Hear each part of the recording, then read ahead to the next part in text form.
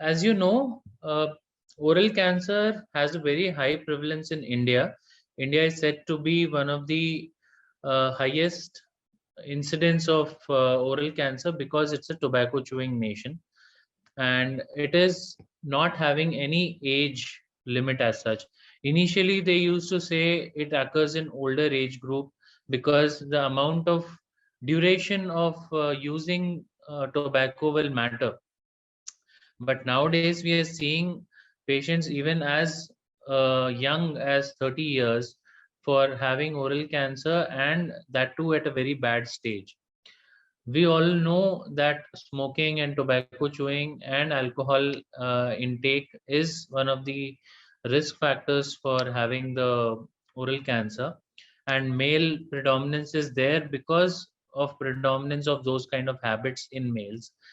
Generally, the female patients who have oral cancer, they tend to be non-smokers and non-tobacco chewers, and they have the amount of people getting cancers without having any habits is increasing, and tongue is more than buccal mucosa as that is there in the literature.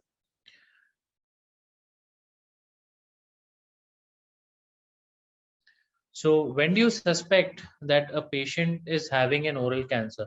This is most important for people who are not dealing with oral cancer, but who are in the primary setup. That is, they are trying to see general OPD, or they are having that they are doctors who are having people in their home who are referring patients to us. So any ulcer in the oral cavity which is not healing by either itself or on medication within 3 weeks is suspicious for having oral cancer.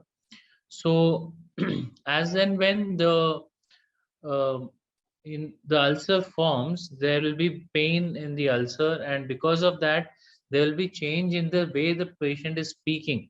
So articulation will change, especially in the tongue cancer patients.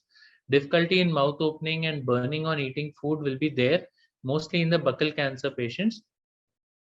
And in more advanced cases, that is when it has reached at least a stage of stage 3, then the patient will be having nodes in the neck.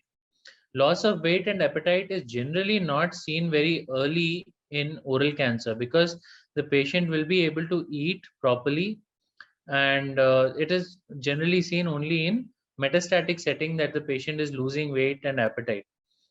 So the only loss of weight is because of decrease in the intake of food overall. And any ulcer which is necrosing in the oral cavity will cause foul odor, and that is also something to suspect.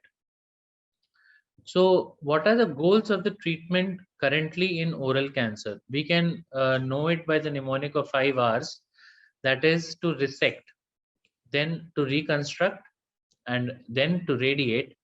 And after the treatment is completed, we have to rehabilitate the patient into his prior work atmosphere and lifestyle. And of course, nothing in modern day medicine is complete without having research in it. So why do I consider resect, reconstruct, and radiate in that order? I will tell you later on in the session. So as a surgeon, what we aim when we are treating the oral cancer is first to clear the disease that is present in the oral cavity and the neck. So that will reduce the chance of recurrence. Then to reconstruct, so we have to improve the function, because oral cavity is actually more than the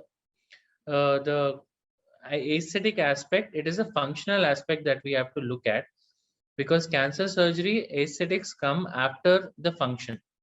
Then quality of life also has to be taken into account.